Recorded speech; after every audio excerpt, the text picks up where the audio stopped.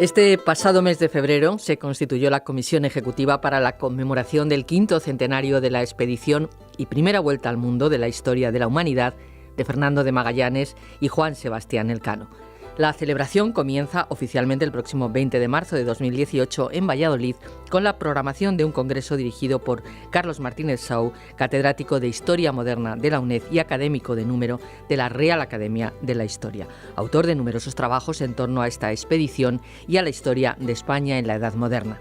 El congreso tendrá lugar entre los días 20 y 22 de marzo, con motivo de los 500 años de la firma de las capitulaciones de Valladolid, en las que se le otorgó a Magallanes el título de gobernador y adelantado de todas las tierras que descubriese. La firma se produjo el 22 de marzo de 1518. Hoy queremos hablar de esta hazaña y de su importancia y también de este congreso de Valladolid con Carlos Martínez Sau.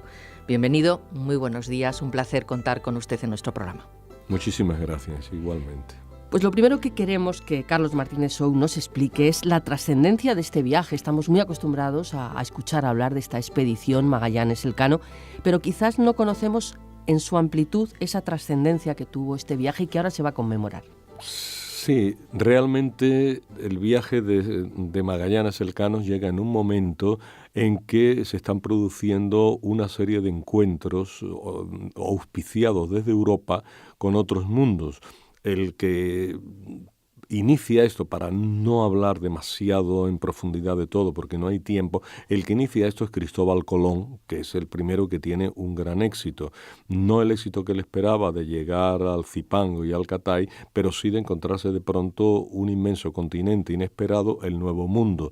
Entonces eso cambia radicalmente las coordenadas del conocimiento que se tenía de nuestro planeta. Y a partir de ahí eso desencadena pues un rosario de otras expediciones muy importantes y muy decisivas para la historia universal. Sigue, por ejemplo, la expedición de Vasco de Gama. Vasco de Gama pues da ya definitivamente la vuelta a África, aprovechando el monzón llega hasta la India y desde allí ya abre un proceso que permite al Reino de Portugal pues hacerse con una serie de dominios, de escalas en la India, luego en el Asia del Sudeste y finalmente llegan a un lugar muy codiciado desde el punto de vista económico que eran las Islas Molucas, porque eran las islas donde se daban las principales especias, que era un producto excepcionalmente caro en ese momento. A partir de ahí,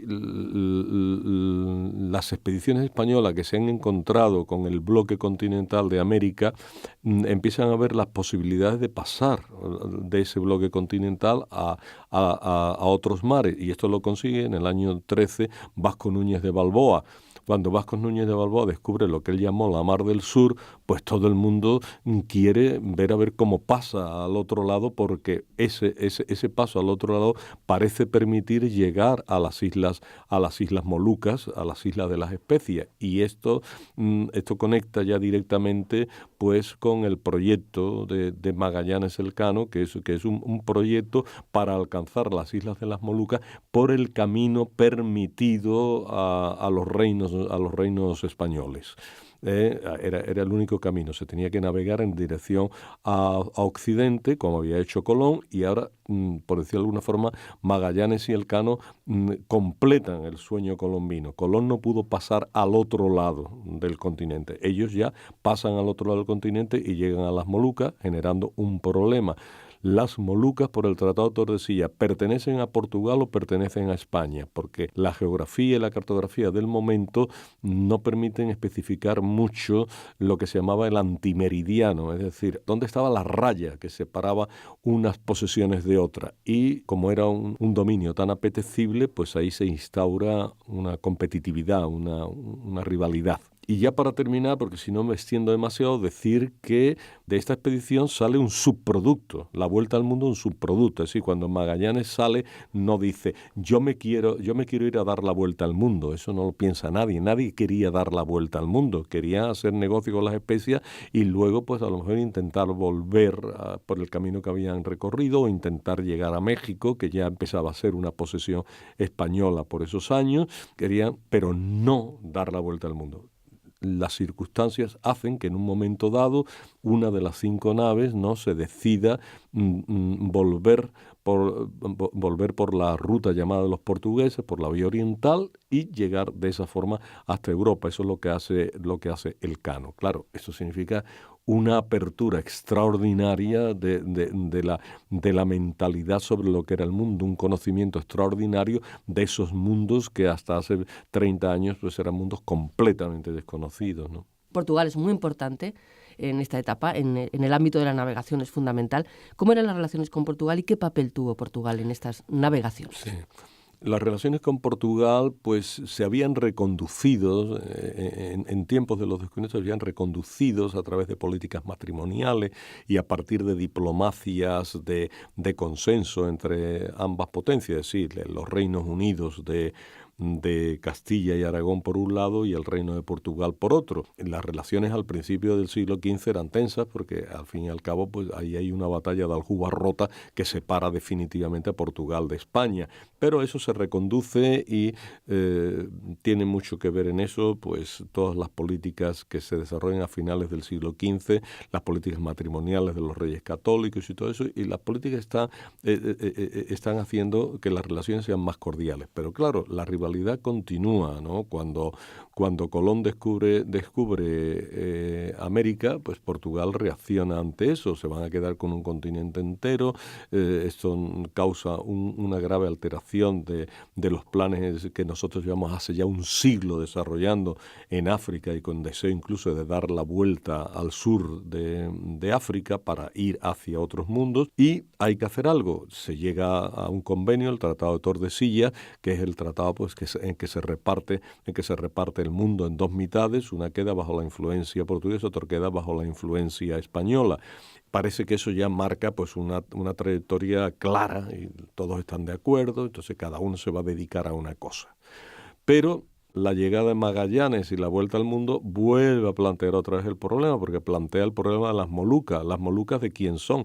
Los portugueses piensan, las Molucas están en nuestro campo de acción y por lo tanto el comercio del clavo, de la nuez moscada, la pimienta son nuestros y aquí no queremos a ningún castellano, ¿no? Como se decía, más que español. Aquí no queremos a ningún castellano, los castellanos no tienen aquí nada que hacer porque no, están en un territorio que no es suyo y además nosotros llegamos primero, estamos ya instalados, tenemos ya nuestro negocio montado. Los españoles, por el contrario, Carlos V y sus consejeros, no, pues no, esto no está nada claro. Nosotros creemos que las Molucas caen en nuestra eso y entonces de nuevo tiene que existir una serie de negociaciones que van a durar pues desde la salida de Sevilla, de la expedición, hasta que se cierra ese capítulo, dura 10 años la cosa y termina con la firma del Tratado de Zaragoza, en la cual España va a reconocer, mediante el pago de una cantidad, va a reconocer a Portugal el dominio de las Molucas. Las Molucas entran dentro del meridiano portugués. Esto tiene una serie de inconsecuencias, porque cuando los españoles se instalan en Filipinas, las Filipinas, por decirlo de una manera, están mucho más dentro del territorio portugués de lo que están las Molucas, y sin embargo, las Filipinas se quedarán para España. Vamos a hablar, Carlos Martínez Sou, de los personajes. Fundamentalmente vamos a empezar hablando de Magallanes y después vamos a ver qué ocurrió y cómo llegó a ser protagonista final Juan Sebastián Elcano. Muy bien. Hay que decir muy brevemente que de estos personajes los primeros años están mal documentados, o sea que hay muchas dudas sobre el año de nacimiento, hay dudas incluso en el caso de Magallanes, dudas muy fundamentadas sobre dónde nació, ¿no? Pues nació en el pueblo de Sabrosa o nació en la ciudad de Oporto, incluso hay algunas otras teorías. Vamos, sabemos más o menos que nació en la parte norte de Portugal y que era portugués de pura cepa, ¿no? Que en torno al año 1480, pues hay que situar la fecha de su nacimiento. Él es un hombre que muy tempranamente, ¿no? Pues con 20 y pico de años, empieza ya a embarcarse en las expediciones portuguesas. Las expediciones portuguesas llevan ya un siglo, tienen una tradición impresionante, las españolas no tanto, pero las portuguesas tienen un siglo de vigencia. Y él se embarca y está de pronto en el cogollo de las expediciones más lejanas, porque él va a participar en la expansión por la India y en la expansión por el Asia del Sudeste, hasta tal punto de que va a tomar parte como marino soldado, va a tomar parte en uno de los episodios básicos de esta expansión portuguesa, que es la toma de la ciudad de Malaca, una ciudad malaya, ¿no?, que está en la península del mismo nombre y que va a ser uno de los grandes de los grandes puestos, de los grandes contuar portugueses de la zona. Desde ahí se domina el estrecho del mismo nombre, y por lo tanto pues desde allá se puede ir a China, a Japón y a las Islas de las Especies. Y él toma en el año 1511 participación en esto. A partir de ahí él coge ideas, porque empieza a hablar con unos y con otros, ha estado en el territorio y coge ideas de cómo aprovechar mejor la explotación de las Molucas. Cuando llega a Portugal expone sus teorías, pero pasa con Magallanes un poco lo que pasó con Cristóbal Colón. Los portugueses ya tienen su mundo organizado y ¿para qué quieren más rutas si ya han llegado? No querían nuevas rutas, querían aprovechar lo que tenían, y entonces no escucha a Magallanes ni a su colega, ¿no?, Ruiz Faleiro, que era un gran cosmógrafo, no los escucha. Dice, bueno, sí, está muy bien, posiblemente llevan razón, pero nosotros ya estamos allí, lo que necesitamos es perfeccionar nuestro dominio. Y entonces Magallanes, ante eso, tiene una idea, que es que como la idea suya es la misma idea de Colón, es decir, que se puede llegar a las Molucas navegando en dirección hacia el oeste. Es la misma idea. Colón no llegó a superar esto porque se quedó demasiado al norte, pero si se empieza a bajar por las costas de América del Sur, llegará un momento en que la América del Sur se termina y se entra en otros mares, y desde allí se puede ir a las Molucas, lo cual era verdad, o sea, eso era ya cierto y lo consiguió. Entonces, como no le hacen caso, se va primero a Sevilla. En Sevilla se busca a sus amigos, empieza a hablar con unos y con otros, encuentra apoyo en la Casa de la Contratación, encuentra apoyo entre los mercaderes sevillanos, y estos lo van a ayudar, lo van a apoyar para que haga realidad sus productos, y entre todos, pues, por decirlo de alguna forma, lo empujan para que se vaya desde Sevilla a Valladolid para hablar con Carlos V. Bueno, en este momento todavía Carlos I. Nos faltaría hablar de ese otro personaje importante, fundamental, que es quien termina esa expedición, claro. Juan Sebastián Elcano. Claro, Juan Sebastián Elcano nos pasa un poco lo mismo. Tampoco sabemos mucho de sus años mozos, pero tenemos las suficientes noticias. Es prácticamente seguro que naciera en Guetaria, o sea, que fuera un guipuzcoano natural de Guetaria. Él es un hombre que debió ser desde muy pequeño, ya debió estar conectado con el trabajo en el mar. O sea, debe ser marino ya de entrada, marino, pescador, lo que sea, pero ya trabajando a bordo de los barcos. Y por lo tanto tenía una experiencia naval muy grande. Esta experiencia naval la va a hacer mucho más poderosa a partir de 1500 prácticamente, porque él ya va a participar en empresas militares, navales militares, ¿no? Y va a estar ayudando al gran capitán en la conquista del reino de Nápoles, y luego va a estar presente en las llamadas expediciones cisnerianas, es decir, toda esa serie de expediciones que se hacen en el norte de África, sobre todo en las expediciones de Orán, en la de Bujía y en la de Trípoli. O sea que él tiene, cuando tiene la posibilidad de embarcarse, ya tiene una experiencia de navegación mercantil y de navegación militar muy fuerte. Él, sin embargo, pues todavía no está alistado. Hay un esfuerzo por alistar a marinos del País Vasco, que eran los más propicios a estas aventuras, y entonces en ese enrolamiento de los marinos del País Vasco, él se apunta y va. Todavía va en una situación, yo no diría marginal, pero no en una situación de primerísima fila. Una prueba de ello es que de los 5 barcos que integran la expedición, a él no le dan el mando de ninguno. Él viaja y llega a Molucca todavía siendo un segundón. Es un piloto, un marino experimentado, un hombre que en algún momento dado pues puede asumir el mando de alguna de las 5 naves, pero está siempre en una posición subordinada. Un hombre, al parecer, más prudente que Magallanes. Magallanes es un hombre autoritario, un hombre imbuido de autoridad y de conocimiento, que se imponía a los demás, y Elcano parece pues un hombre más pacífico, un hombre más inclinado a estar tranquilo en ese puesto secundario. Y él tiene la oportunidad, cuando Magallanes muere en Filipinas, de un lanzazo dado por el dirigente de una tribu en la isla de Mactán, y queda fuera de combate en abril del año 21, y entonces pues ahí el intento, bueno, esto lo tiene que mandar alguien, se hacen tríadas para mandar, hacer un mando conjunto, y finalmente el Cano pues empieza a entrar por decir así, en esos juegos de quién va a mandar esto, quién va a tener eso, y el Cano pues es uno de los hombres que por su experiencia y por su prudencia pues entra siempre en esos juegos, en esas cábalas para entrar en los mandos de las naves. Y llega el momento crucial, ellos ya han llegado a la isla que va a ser su base en las Molucas, que es la isla de Tidore, y en la isla de Tidor pues ya solo quedan 2 de las 5 naves que salieron, y en ese momento pues dice, bueno, nos tenemos que repartir el mando, y él pues se va a quedar con el mando, como todo el mundo sabe, de la Victoria, mientras que Gonzalo Gómez de Espinosa se va a quedar con la Trinidad, que es la otra nave que quedaba.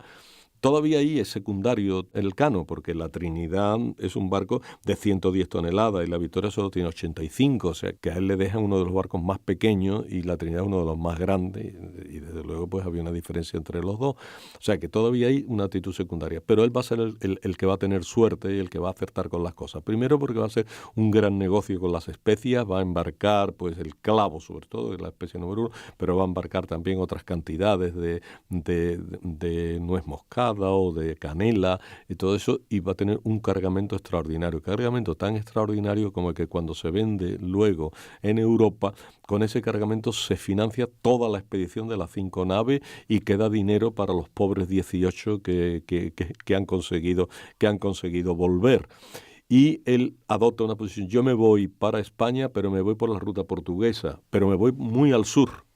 Me voy muy al sur para no tener contacto terrible con los portugueses, que pueda tener un contratiempo, un grave problema, un gran conflicto con ellos. Mientras que el potencial capitán ya de la escuadra, Gonzalo Gómez de Espinosa, pues se queda allí reparando la Trinidad e intenta hacer lo que se llamaría luego en la historiografía el tornaviaje, es decir, volverse para España, pero volviendo, navegando en dirección hacia Levante, hacia el este, ¿no? Y no hacia Poniente como hizo el Cano. Y eso le saldrá mal y el pobre no llegará, fue el primer tornaviaje fallido, y tendrá pues una sucesión de acontecimientos negativos, una mala aventura, por decirlo de alguna forma, y ni pasará la historia, ni casi nadie se acuerda de él cuando se cuenta esta narración.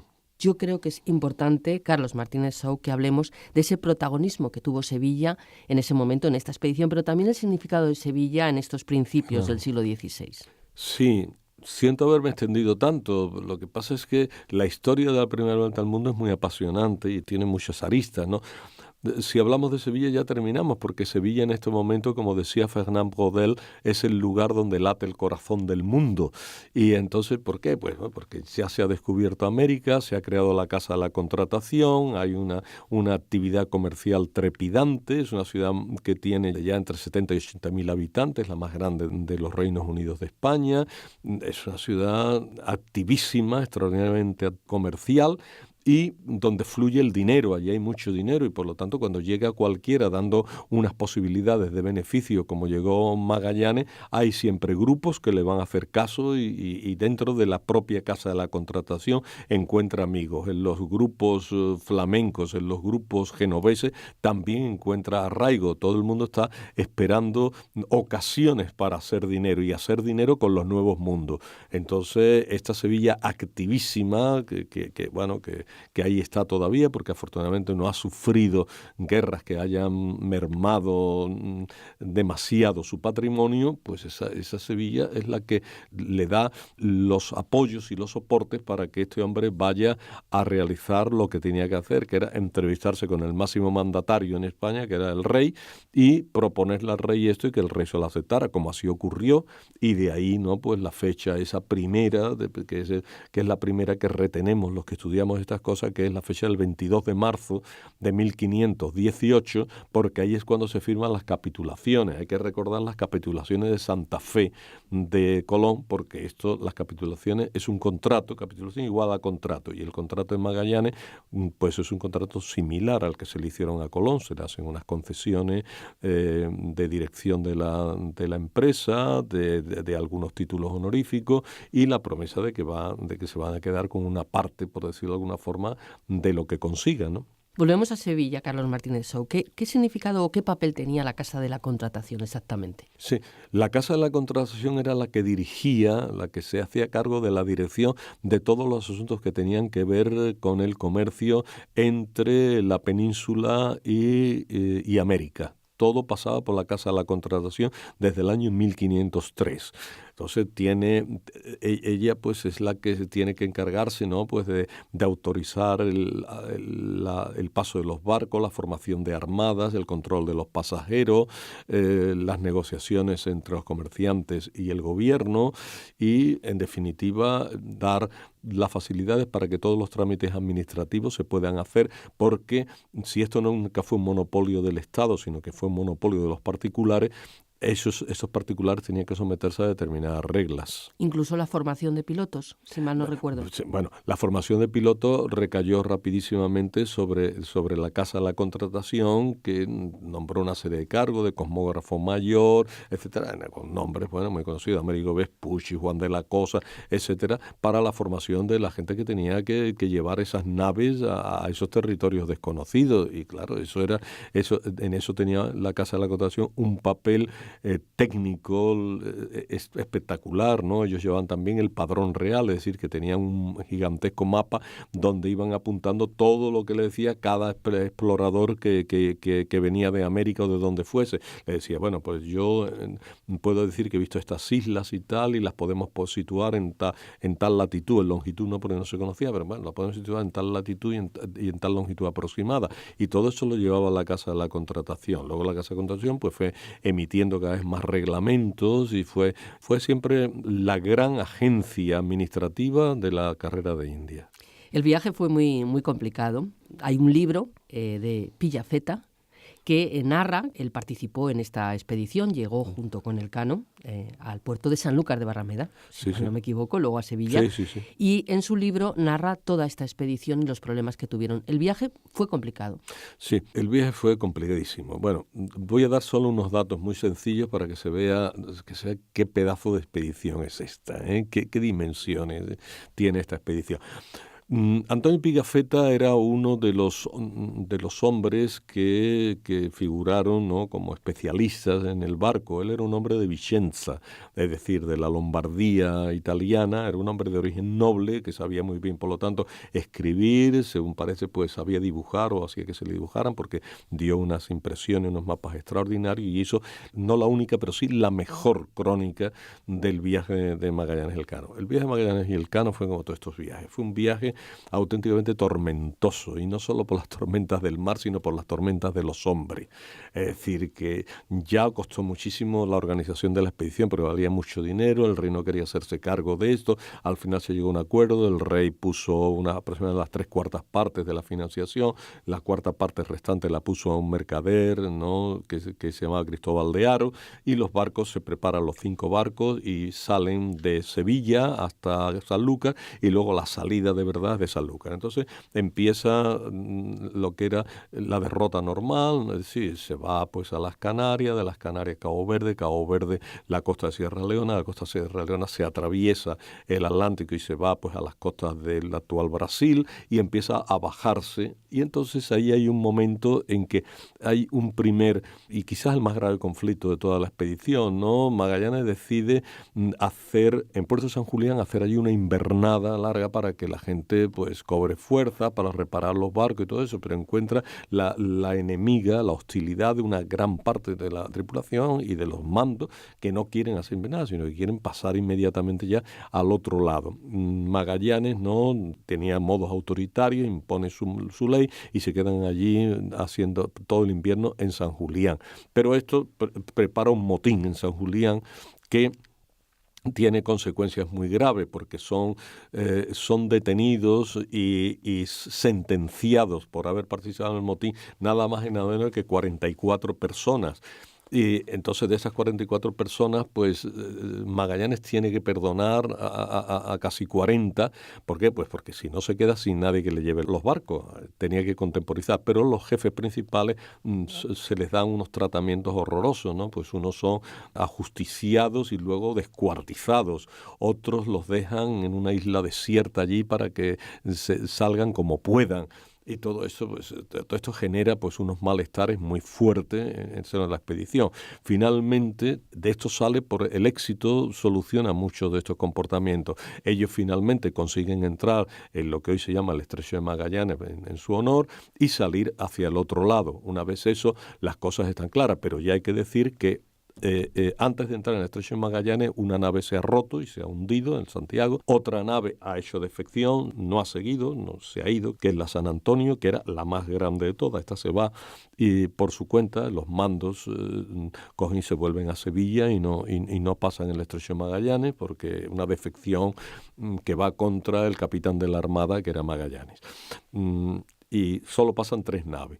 Las 3 naves pues pasan al otro lado y ahora empiezan una navegación azarosa por un mar que nadie conocía, que nadie había explorado y que bueno, ponen rumbo al norte, atraviesan la línea ecuatorial y llegan y finalmente pues consiguen llegar casi por casualidad a la isla de Guam, que es la principal de las Marianas, pero hay que pensar en esto, que en esto emplearon 110 días, o sea que son 3 meses y 20 días en los cuales no se recibió ni agua, ni comida, ni pertrecho, nada, o sea, ahí perdidos en el mar durante 3 meses y pico, o sea que es una navegación verdaderamente insólita, eso es claro, con unos sufrimientos terroríficos. Y luego allí llegan y se encuentran con problemas, ¿no?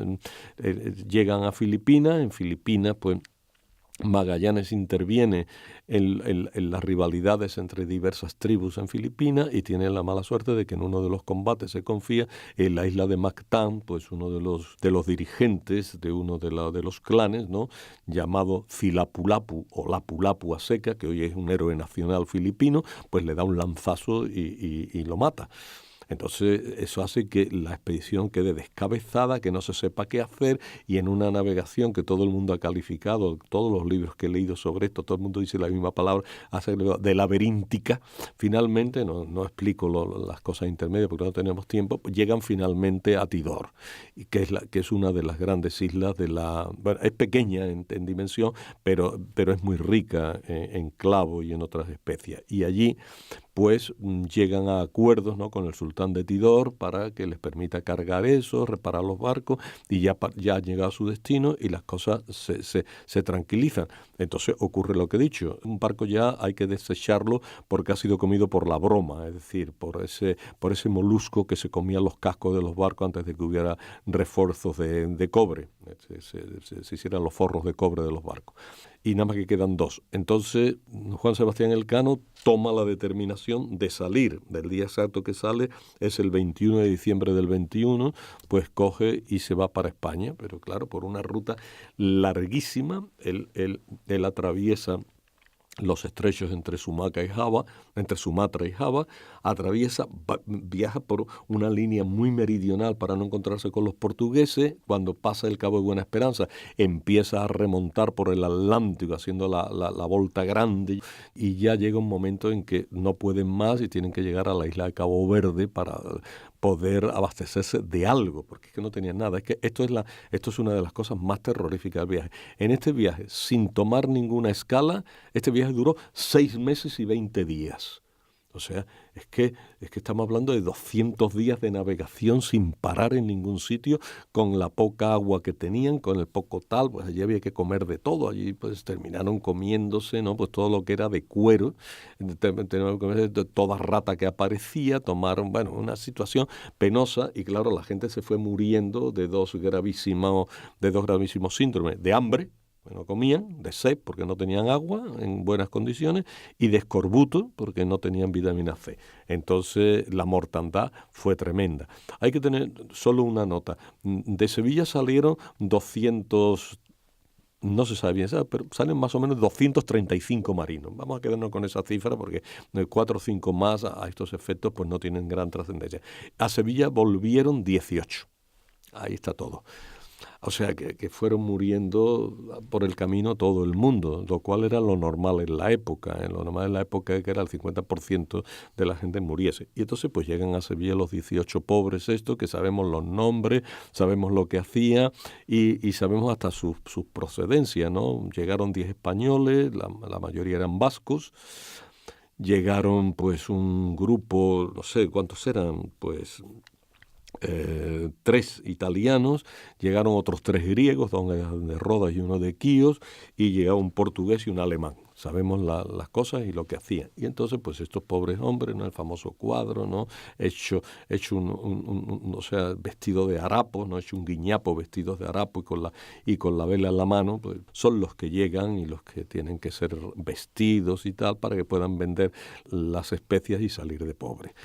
Se ha completado, por tanto, esa primera globalización, esa primera vuelta al mundo de Fernando de Magallanes y Juan Sebastián Elcano, iniciada en 1519 y concluida en 1522. Decíamos en la presentación que han comenzado ya diferentes actividades para la celebración del 5º centenario de la expedición. En una de ellas participa Carlos Martínez Sou. Se va a celebrar en Valladolid con motivo de los 500 años de las capitulaciones entre Carlos I y Fernando de Magallanes. Vamos a hablar, Carlos Martínez Sou, de ese hecho y sobre todo de ese congreso que usted dirige. Sí. Lo primero, pues es fácil, o sea, para hacer una armada de esta magnitud que requería una financiación extraordinaria, requería el visto bueno de las autoridades políticas, en este caso del rey de España, todo eso, pues tenía que procederse a unas negociaciones que terminaran en unas capitulaciones, que es un contrato igual a capitulación igual a contrato. Y entonces en ese contrato, pues cada uno trata de sacarlo más. ¿Qué sacó Magallanes de eso? Pues sacó el compromiso de que iba a tener una armada que no tenía nombre, y que iba a ser capitán de esa armada, ¿no? Y entonces pues se le llamó capitán de la armada de la especiería o capitán de la armada del maluco, aunque en las capitulaciones, en el texto, que cuando uno lo lee, ni siquiera sale esto. Es capitán de una armada, que es como se llamaba en la época. Armada significa un grupo expedicionario. Y también se le da 2 títulos, un título que es el título de adelantado, que adelantado es igual a descubridor, a explorador, y se le da el título de gobernador de los territorios que pueda descubrir. Ese ya es un título que tiene un contenido político mucho más fuerte, es gobernador. Y luego se le van a dar pues unas cantidades, ¿no?, de los territorios descubiertos por descubrir, que le permita, ¿no?, económicamente resarcirse, ¿no?, de todo lo que haya ejecutado.